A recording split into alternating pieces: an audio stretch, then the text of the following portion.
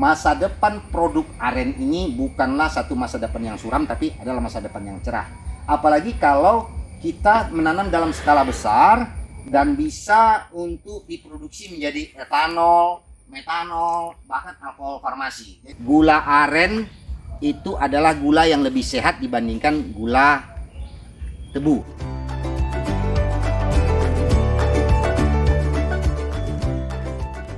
Atau gula pasir. Mengapa? Karena glycemic index-nya itu lebih rendah. Jadi glycemic index itu adalah kecepatan darah menyerap gula yang kita makan, ya. Untuk gula pasir itu glycemic index-nya itu 70.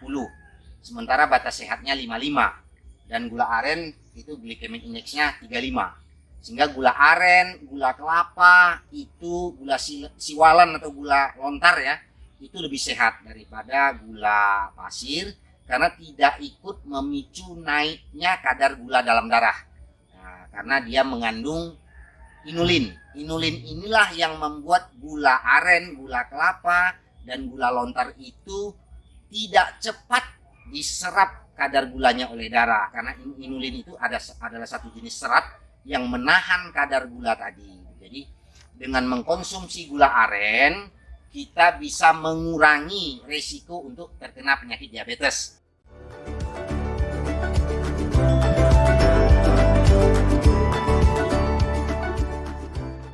Dan masyarakat dunia sekarang sudah sadar akan hal itu, sehingga pemanfaatan gula aren ini, Bang Lian, jadi makin meningkat dan makin meluas di mana-mana gitu. Kan untuk bibit aren seperti itu. Jadi hasil kolang kaling ini nggak kita panen, tapi kita buat tua dia agak tumis sedikit dan banyak sih beberapa titik yang udah mulai tua dan kita jatuhin ke bawah. Kita biarkan 2 minggu atau 3 minggu dia membusuk. Hasil busuknya itu bijinya kita buat kecambah dan lalu kita pindahkan ke polybag seperti itu. Pertumbuhan aren dimulai dari biji ini. Sudah melalui seleksi tentunya. Umumnya diambil dari biji dari barisan yang bagian tengah, bukan di pangkal atau bagian ujung. Dari batang yang sudah teruji produksinya, yang biasanya itu adalah di atas dari rata-rata panen. Kemudian biji melalui perendaman dengan bahan serbuk gergaji, pasir atau media lainnya. Dan seleksi kecambah yang panjangnya sudah 5-10 cm akan dimasukkan ke dalam polybag dan diupayakan bahan tanah sebaiknya dari tanah murni, dari lapisan di bawah dari humus, agar tidak ada jamur atau mikroorganisme lainnya, sehingga pertumbuhan di dalam polybag menjadi maksimal dan tidak diserang oleh jamur dan bakteri. Adapun saran dan rekomendasi untuk penanaman aren itu sebaiknya memperhatikan 2 faktor. Yang pertama, jika memiliki lahan yang luas dan ingin panen lebih cepat, tentunya dengan menanam jenis aren genjah ataupun jenis aren dalam. Namun jika ingin untuk investasi jangka panjang dengan lahan yang cukup terbatas, maka sebaiknya menanam aren dengan jenis dari aren lokal atau juga bisa dengan aren dalam. Dan pastikan dalam penanaman aren ini dengan tanaman pelindung, bukan hanya total sejenis ataupun monokultur. Iya, karena setiap yang apa yang dideres itu bakal dibuka pelepahnya seperti itu. Makanya seperti ini dia kelihatan, ini sebelah aren, sebelahnya aren, dan hidup juga, segar juga, dia hijau, bertumbuhnya bagus, nggak ada masalah. Aren ini unik, saya bilang, dia di semak-semak, di dalam-dalam hutan itu dia tumbuh seperti itu. Kenapa aren disebut sebagai tanaman emas hijau? Nah, ada 21 faktor yang menarik yang mungkin rekan tani semua belum mengetahuinya. Memang selama ini tanaman aren ini dikenal sebagai tanaman liar, namun hampir tumbuh merata di seluruh Nusantara. Selama ini budidaya aren hanya mengandalkan dari pertumbuhan organik yang tumbuh secara alami, mungkin ada di hutan, mungkin ada di semak belukar, dan dari sana dilakukan pemanenan. Namun saat ini tanaman ini benar-benar sangat diminati, sudah mulai dilirik, dan apa yang menjadi penghambat sebenarnya adalah usia yang cukup panjang, di mana panennya menunggu sampai 6-12 tahun, dan tentunya hal yang membuat susah untuk dibudidaya dan tidak dibayangkan adalah cara panen yang tidak dapat dimekanisasi. Namun sebenarnya di balik itu ada potensi yang begitu besar. Mengapa? Karena pasti membutuhkan lowongan pekerjaan padat karya yang tetap menggunakan jasa dari manusia. Nah, kita akan simak apa saja dari 21 poin menarik sehingga tanaman aren ini kita juluki sebagai tanaman emas hijau. Yang pertama adalah tanaman yang paling produktif, baik proses pertumbuhan dan juga hasilnya. Kenapa dikatakan tanaman paling produktif? Karena fotosintesis yang terjadi pada aren itu sangat luar biasa, di mana seluruh permukaan daunnya terkena matahari langsung, sehingga proses pertumbuhannya murni mengandalkan karbon dioksida dan air. Fakta menarik yang kedua adalah aren ada di mana-mana, di seluruh penjuru tanah air, bisa tumbuh dengan baik di Indonesia. Walaupun masih dalam kendala dalam hal penyadapan yang belum bisa dimekanisasi.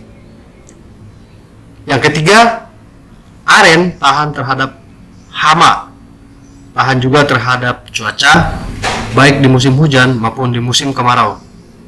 Hal ini mengakibatkan tingkat kegagalan yang sangat rendah dalam hal budidaya. Fakta yang keempat, aren tidak butuh perawatan yang terlalu banyak. Justru aren ini akan sangat baik pertumbuhannya jika dikombinasi dengan tanaman lain dibandingkan dengan tanaman yang ditanam sejenis ataupun homogen, dan juga tidak membutuhkan pupuk yang terlalu banyak. Mengapa? Karena akar dari aren ini cukup dalam dan dia akan mengambil unsur hara bukan hanya di permukaan tanah tapi juga ke lapisan yang bawah sekali. Fakta yang kelima, aren tumbuh baik pada lahan yang terjal. Jadi aren ini sangat cocok dijadikan sebagai tanaman, sebagai penghijauan yang akan mencegah terjadinya longsor pada lahan krisis ataupun pada tebing-tebing terjal. Akarnya yang dalam dan kuat akan menahan longsor, akan menyimpan air pada musim hujan.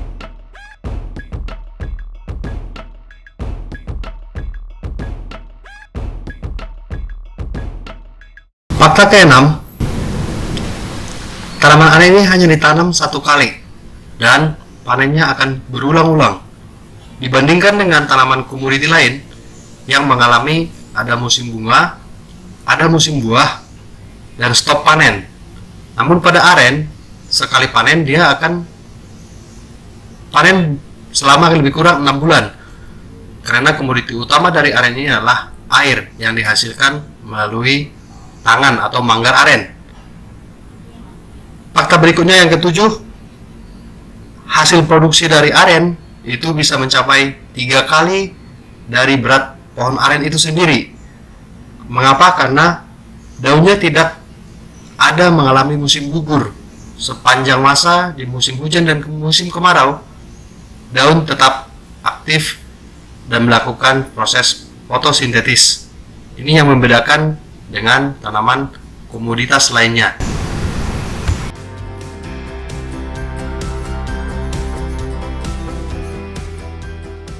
Fakta yang kesembilan,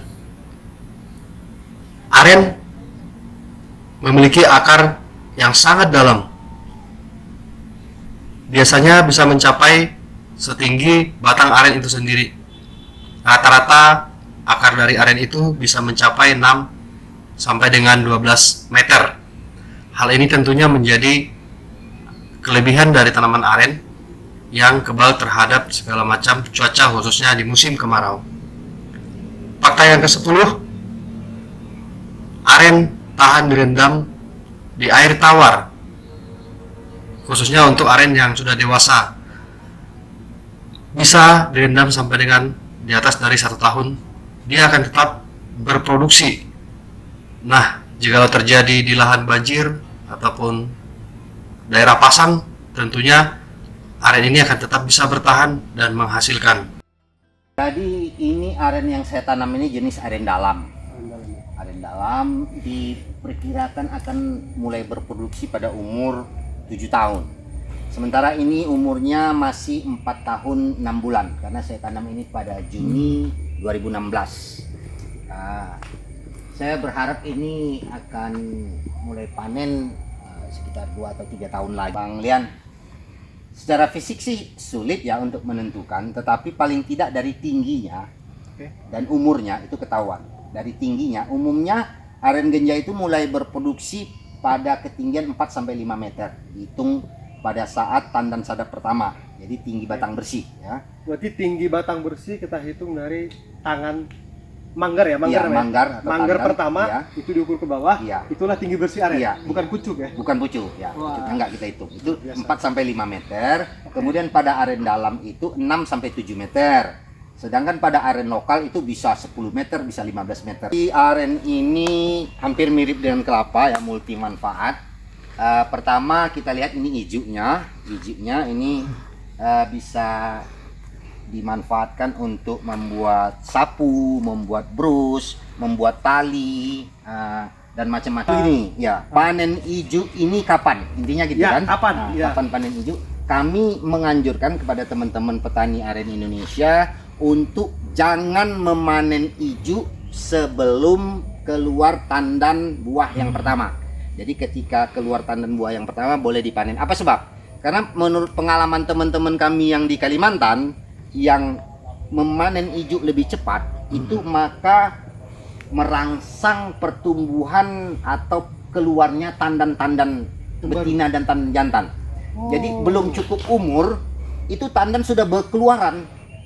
Banyak sekali di setiap celah pelepah ini keluar tandan serentak sehingga dia tidak bisa disadap, dan itu sangat merugikan sekali. Karena maksimal disadap satu batang itu Hanya dua. berapa tandan? Hanya 2 tandan. Di luarnya itu kalau bisa Kalaupun 3 hasilnya sama.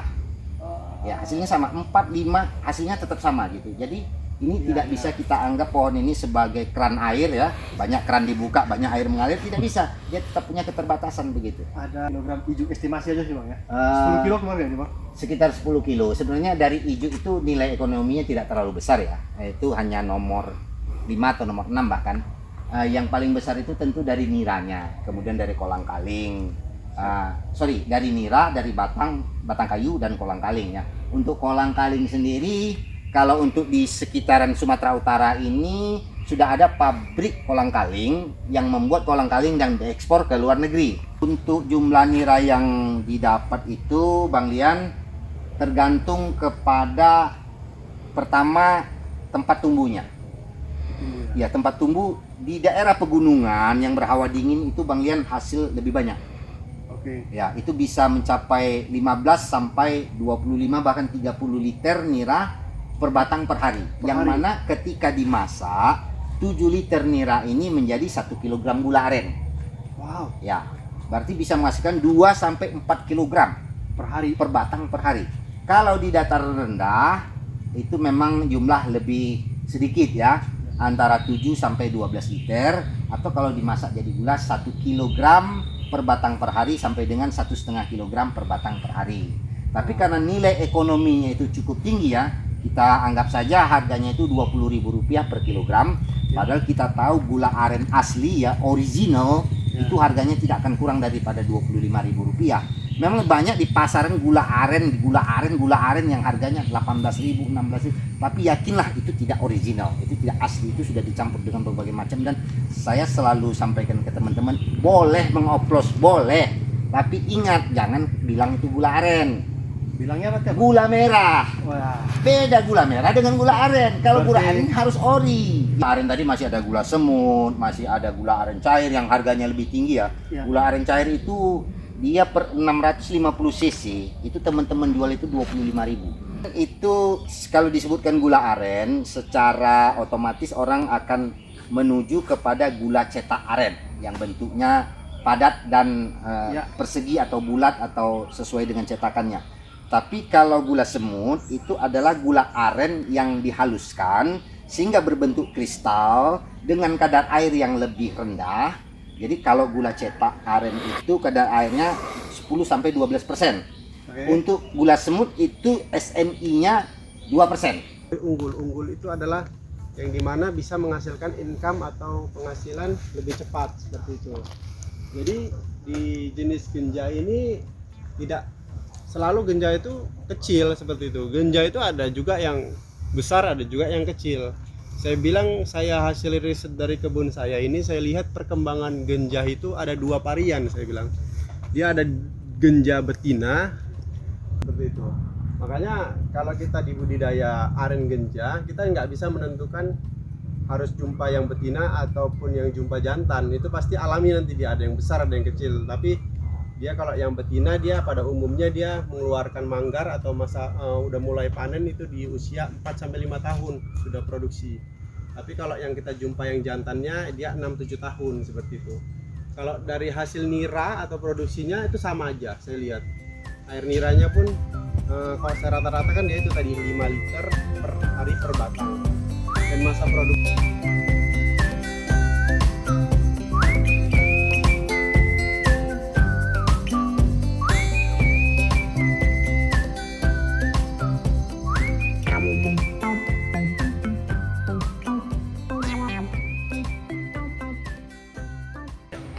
Oke, Sobat Tani Indonesia, ini selain lem trap tadi kita pasang jaring di sini, memanjang, digantung setinggi 2-3 meter.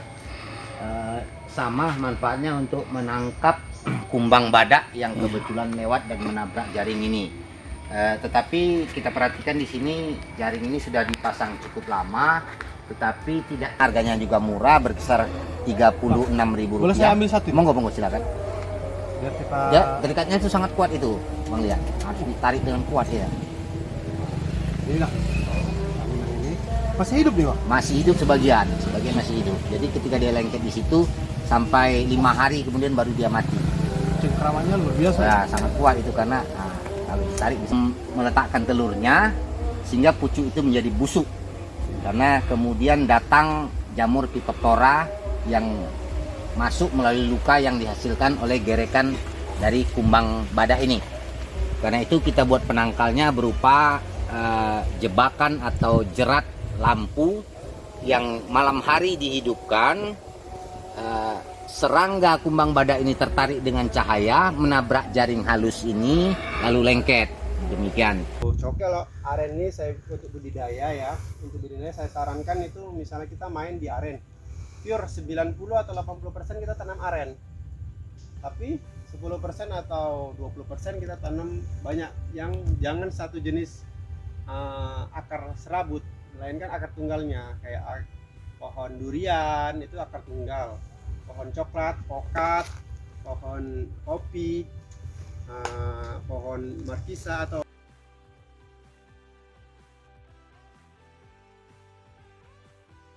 Fakta yang ke-11, aren ini tumbuh pada lahan bakau. Namun untuk lahan gambut kita belum ada gambaran dan contoh yang pernah dilihat. Berikutnya adalah fakta yang ke-12.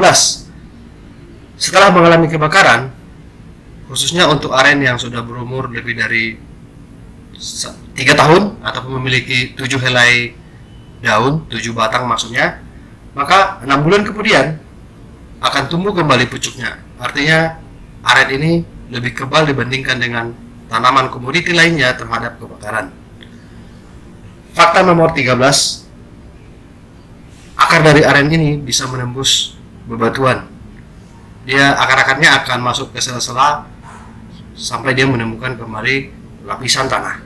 Itu kenapa sangat cocok untuk daerah curam, juga daerah-daerah yang bebatuan yang biasanya pasti akan tandus. Fakta ke-14,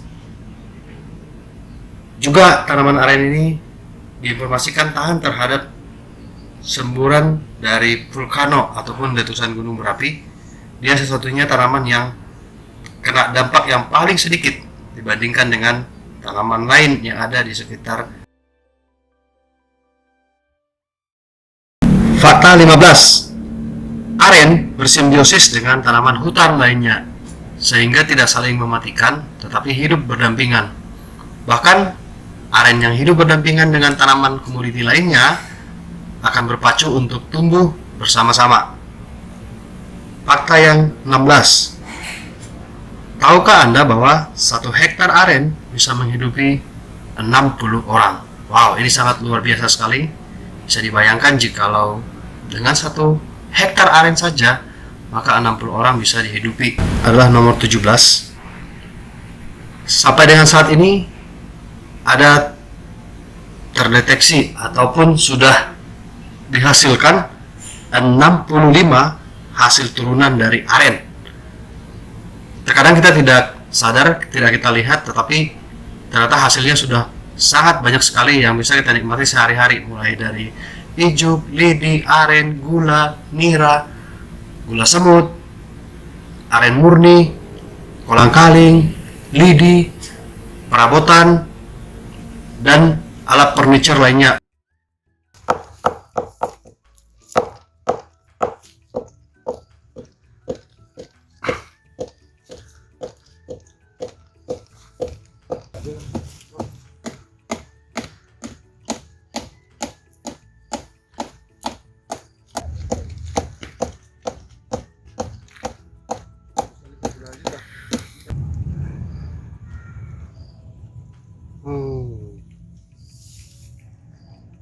Banyak yang mengatakan bahwa aren genjah itu pohonnya relatif lebih kecil ya, lebih pendek.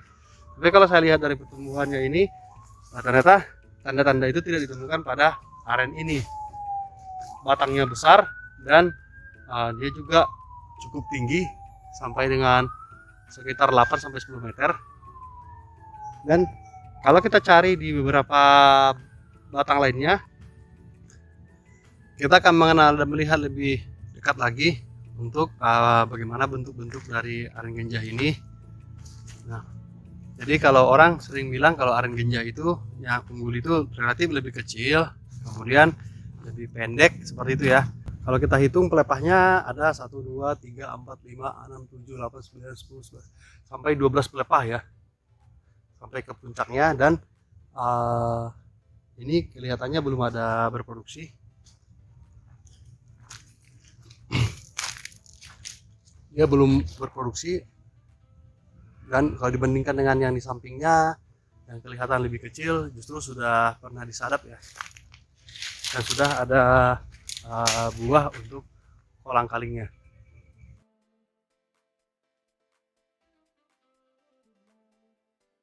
Fakta yang ke-18. Lapangan pekerjaan yang luas. Mengapa?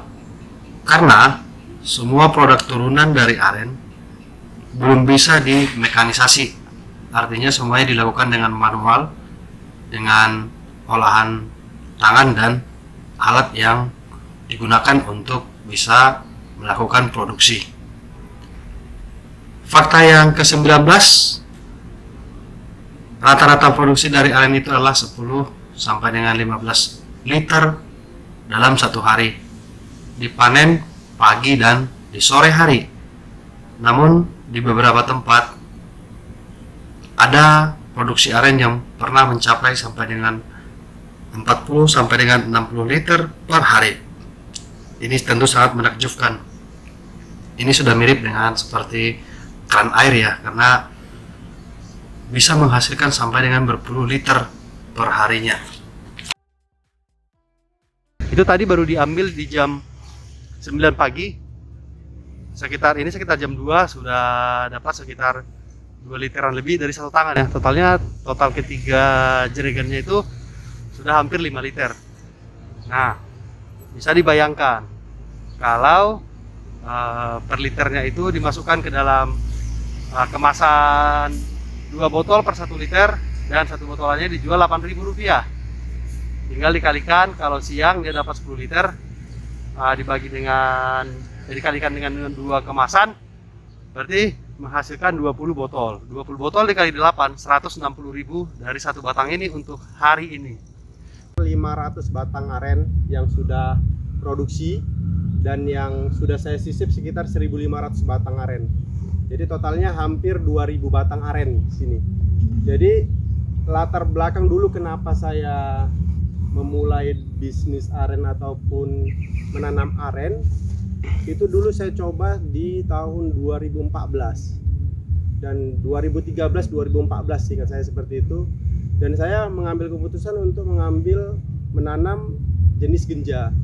Nah, karena ini dari bibit dulu dari Kalimantan Timur dulu. Saya pesan dari sana dan saya pun tidak tahu peluang bisnisnya dan tidak tahu gimana hasil profit dari aren ini, saya tidak tahu. Teman saya punya keyakinan di aren ini, saya bilang pernah saya lihat di beberapa penderes lokal atau masyarakat lokal, saya lihat dan saya pernah tanya gitu kan, hasilnya itu memanen nira atau memanen aren ini setiap pagi sore dan itu tidak ada berhenti di situ. Makanya di situ saya mulai berpikiran, wah luar biasa. Tapi saya nggak tahu itu nilainya berapa per batang, saya tidak tahu. Pokoknya saya tanam aja dulu. Itu waktu tahap awal saya tanam di 2 hektar ini sekitar 280 batang. Saya coba dulu di kiri, sisi kiri sama sisi kanan dulu. Dan setelah sekitar 1 tahun lebih saya sisip lagi tengahnya. 1 tahun lebih. Jadi selisihnya ini beda dia. Beda 1 tahun gitu. Makanya ini panennya tidak merata gitu. Dan alhamdulillah setelah panen di 2019 ternyata benar genjang ini panennya 5 tahun sudah produksi. Luar biasa saya bilang ini. Dan pertama di 2018 itu panennya ini saya bilang saya coba dulu kemarin itu di beberapa pohon yang sudah mengeluarkan manggar, dan saya cari penderes dan alhamdulillah dapat penderes dan kita mulai lihat dan ternyata hasilnya sangat luar biasa. Jadi saya pertama dulu tahun 2018 itu hanya sekitar 50 batang pohon aren. 50 batang pohon aren saya bisa mempekerjakan sekitar 4 orang, 2 penderes, 2 pekerja. Nah, kebetulan lahan kita kan memang di pinggir jalan, jadi memang kita di depan tempat masak dan tempat pemasaran langsung. Setelah mulai berjalan ternyata saya rincikan di aren genjah ini sekitar 1 pohon itu 7 on gula murni. Jadi nilainya itu kalau sekarang kalau di pasar Sumatera Utara kalau saya bilang itu sekitar 18.000 atau 17.000 untuk 7 on gula setiap hari dan 1 batang aren. Dan itu luar biasanya, itu waktu itu baru panen sekitar 50 batang aren, seperti itu dia. Dan akumulasinya luar biasa. Selain itu kita penjual nira juga gitu, itu luar biasa penjualannya. Permintaannya juga sangat luar biasa karena pembeli melihat langsung produksinya gitu, tidak ada campuran, tidak.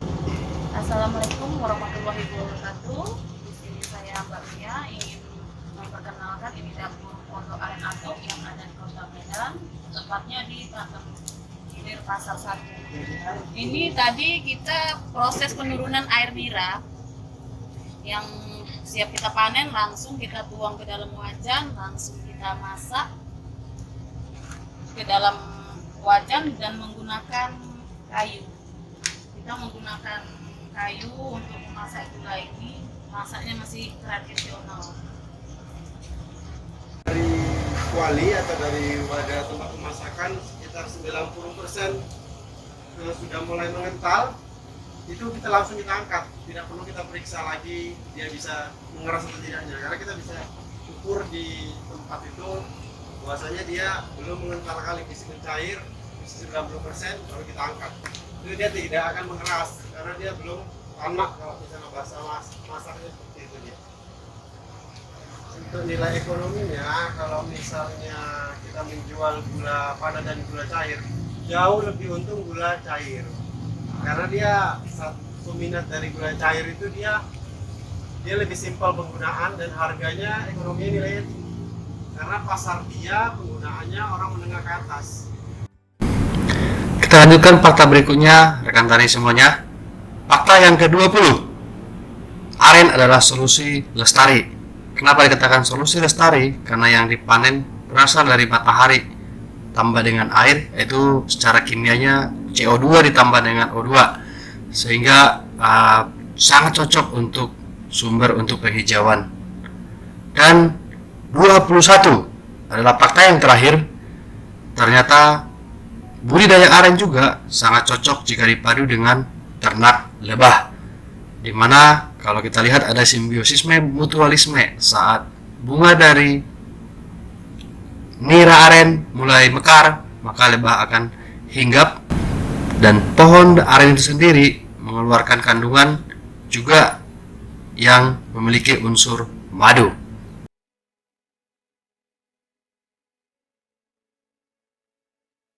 Harapan saya untuk para petani dan para pengusaha atau jadi saya bilang ini peluangnya sangat terbuka, peluangnya sangat bisa membuat ekonomi kita lebih bagus dan lebih baik lagi seperti itu. Karena memang dari peluang dari tanaman ini itu hasilnya sangat luar biasa saya bilang.